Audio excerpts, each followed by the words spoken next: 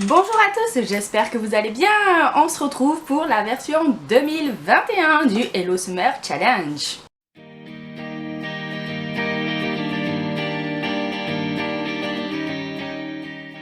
Vous l'attendiez, j'espère avec autant d'impatience que moi. Le voici, le voilà, la version 2021 de notre challenge de l'été pour la 4e édition. Le principe est très simple, il y a différents menus et vous devez lire un ou plusieurs livres en rapport avec ces menus, ces différentes catégories.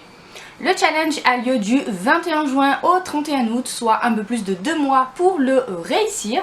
Vous pouvez choisir de livres, un seul livre par catégorie, plusieurs livres par catégorie, plusieurs livres pour une seule catégorie, enfin voilà, c'est assez libre et flexible. Et je vais vous donner un petit aperçu des catégories. On a apéro et barbecue cette année, l'école est finie, bikini body ou body positive, farniente et note traditionnelle maillot et mojito. Pour participer, c'est assez simple, il vous suffit par exemple de mettre le hashtag Hello Summer Challenge 21 dans les réseaux sociaux quand vous lisez un livre en rapport avec le challenge. Vous avez sur le forum Boulevard des Passions un sujet qui y est dédié avec une grille à compléter où vous pouvez renseigner vos lectures, etc. si vous êtes membre. Il y a aussi un groupe Facebook de cet événement sur Facebook qui s'appelle Hello Summer Challenge tout simplement. Comme ça peut aussi donner des idées de titres à lire, même si je vais vous en donner aussi moi de mon côté. Mais plus on est de fous, plus on partage et plus la lecture ne devient plus solitaire. Je vous mets toutes les informations en barre d'infos. On commence tout de suite avec les différentes catégories. Alors je vais vous les présenter, je vais vous expliquer très rapidement, même si vous allez voir c'est hyper simple. Et je vais vous montrer moi ce que je compte éventuellement lire dans chaque catégorie. Comme d'habitude, vous le savez, les piles à lire avec moi c'est très fluctuant, donc ce n'est qu'un aperçu. Dans la première catégorie, apéro et barbecue, il faut lire un livre, ou plusieurs, où les personnages font partie d'une bande d'amis. On s'est dit qu'avec sa période de Covid, ça serait bien de se sentir entouré à nouveau. Personnellement, moi, pour cette catégorie, j'en ai choisi pour l'instant qu'un seul, c'est le Club des Phineas de Gavin Clemente Ruiz, qui était déjà dans mon challenge de l'année dernière, que je n'ai pas lu. Apparemment, c'est l'histoire d'un club de plage et de différentes personnes qui s'y rencontrent et qui, je pense, vont devenir des amis. Donc, je me dis que c'est le livre juste parfait pour cette catégorie. Et comme les lectures, vous avez Viens on s'aime de Morgane Moncomble où il y a une bande d'amis comme ça. Les hommes virils lisent de la romance, qui est aussi une romance et qui traite d'un book club entre gars, donc ça peut être vachement sympa. Vous avez par exemple La Ronde des Saisons en romance historique, puisque c'est l'histoire à chaque tome d'une personne différente, d'une amie différente. Ou d'autres lectures qui comme ça n'ont absolument rien à voir avec la romance, ça pouvait faire tous les genres, vous l'avez compris, il suffit juste qu'il y ait une bande d'amis dans l'histoire. Donc à vous de faire vos recherches. Ensuite, la deuxième catégorie s'appelle L'école est finie, et là il faut lire au moins un livre où les personnages partent en voyage ou vivent un amour d'été. Là aussi j'ai un peu triché et j'ai repris des livres que je n'ai jamais réussi à caser.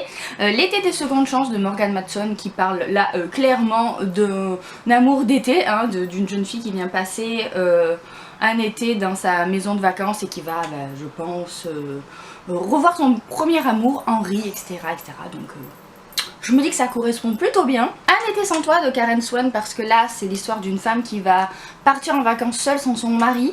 Je pense que celui-ci il pourrait rentrer aussi dans la catégorie apéro et barbecue, parce qu'on dit que elle va partir le temps d'un été au cœur des Hamptons et là elle va se retrouver avec 3 colocataires qui je pense vont devenir ses amis. Donc on peut faire double association, si jamais vous remplissez pas une catégorie, vous en avez 2 dans l'autre, vous pouvez transvaser.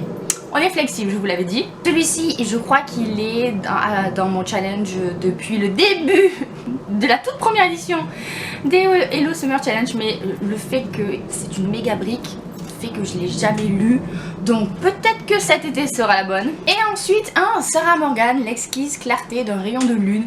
Le premier tome se passait en plein milieu de Noël et celui-ci il me semble se passe en été. En fait c'est l'histoire d'une jeune femme qui va revenir dans cette station alors c'est une station ski, mais l'été je pense que c'est une station de montagne quoi, je sais pas comment on dit, j'allais dire balnéaire mais non pas du tout, voilà l'inverse.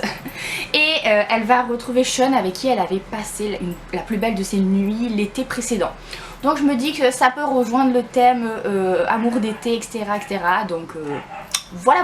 Et dans les différentes idées lecture que je peux vous proposer pour l'école est finie, il y a Par exemple, Tout le bleu du ciel de Melissa d'Acosta, puisque c'est un road trip, donc ça peut fort marcher, puisque les personnages partent en voyage. Tous les road trips en fait peuvent marcher, par exemple Loin de tout, ou Il est grand temps de rallumer les étoiles, ou d'autres livres comme ça. Il suffit vraiment que les personnages partent en vacances, partent en voyage, ou alors vivent un amour d'été. Et je commence à avoir chaud avec mon chapeau. La troisième catégorie, c'est Bikini Body ou Body Positive. Lire un livre avec une héroïne féministe ou ayant une image de soi positive. Parce qu'on va passer un été en mode girl power. Donc là, vous l'avez compris aussi, peu importe le genre, l'important c'est qu'il y ait une héroïne assez forte, assez... ça peut être une héroïne badass, comme ça peut être une héroïne qui a confiance en elle, ou ça peut être une héroïne qui a des interrogations mais qui finalement arrive à passer outre. Ce que vous voulez. Du coup moi j'ai En équilibre de Morgane Moncomble, qui est une histoire sur plutôt la body positive, avec une jeune fille et sa sœur qui sont toutes les deux passionnées de cirque. L'une est mince, l'autre est grosse, et évidemment celle qui est la plus grosse des deux va devoir affronter un petit peu sa famille et tous les préjugés qui en ressortent pour pouvoir faire sa passion. Donc je me dis que là on est plutôt pas mal dans le thème. Un autre genre totalement différent, j'ai pris La maîtresse de guerre de Gabrielle Katz, parce que je pense qu'une maîtresse de guerre, il n'y a rien de plus de badass. Donc je me dis que ça peut marcher, c'est vraiment de la fantaisie pure et dure. C'est un tome unique. Je l'ai dans ma pile à lire depuis un moment, et c'est vrai que je me dis que ça serait bien que je le sorte. Et un livre que j'avais commencé je crois il y a 2 ans, que je n'ai jamais terminé, je suis désespérante, c'est L'ange de Whitechapel de Jennifer Donnelly. Bon, vous comprenez pourquoi en fait je n'ai pas continué, pourtant j'en suis à la moitié, même plus de la moitié.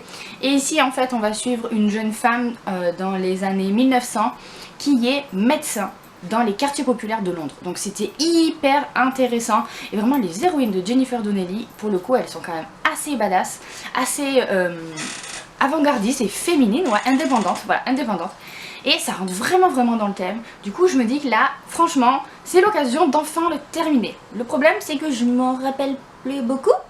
Voilà, donc on verra si j'arrive à recoller les morceaux pour pouvoir le continuer. D'autres idées, vous avez par exemple Jane Eyre ou Orgueil et Préjugés, où les héroïnes sont quand même assez féministes dans la littérature classique. Vous avez par exemple Libre et Scandalesque, qui est un AEP qui est sorti il n'y a pas longtemps de Scarlett Peckham, qui apparemment est plutôt aussi centré sur une femme libérée. Enfin, vous avez Hunger Games, vous avez voilà plein d'histoires, L'ours et le rossignol, où il y a à chaque fois une héroïne qui s'assume. Et nous, c'est ce qu'on aime. On continue avec le 4e menu de ce challenge, et c'est Farniente. Et là il faut lire au moins un livre que vous avez lu pendant vos vacances. On va profiter de cet été pour un peu se la couler douce, hein. Et du coup là il n'y a aucune obligation.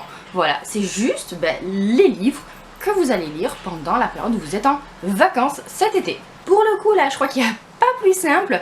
Si jamais vous n'êtes pas en vacances du 21 juin au 31 août, alors dans ce cas là prenez des livres que vous avez lus pendant un long week-end ou un jour férié, ou voilà, ce genre de choses. On arrive toujours à rattraper un petit peu le coup. Ce que j'ai à vous présenter, c'est les 2 livres je pense que je voudrais vraiment lire cet été. Pour l'instant j'en suis fixée que 2 et puis on verra. D'abord un Aurélie Valognes, parce que je n'ai pas encore lu cette année d'Aurélie Valognes, que j'aime bien lire au moins un par an et que j'aime bien le lire l'été. Donc là j'ai au petit bonheur la chance, j'essaie de les lire dans l'ordre chronologique dans lequel ils sont parus.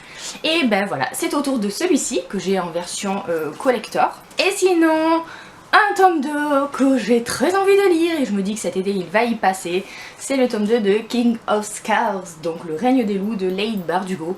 J'avais adoré le tome 1 l'année dernière, et donc évidemment j'ai acheté, mon chapeau, j'ai acheté ce tome 2, et je compte le lire le plus rapidement possible, donc ça sera sans doute cet été. Et pour finir, on a la dernière catégorie, c'est la catégorie un petit peu bonus qui revient chaque année, c'est Mayo et Morito.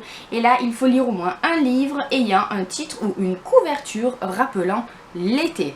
Donc pour le coup, là encore, c'est assez large. Moi, j'ai choisi, encore une fois, je vous dis, j'ai casé tous les livres que je n'arrivais pas à lire les dernières fois de ce challenge.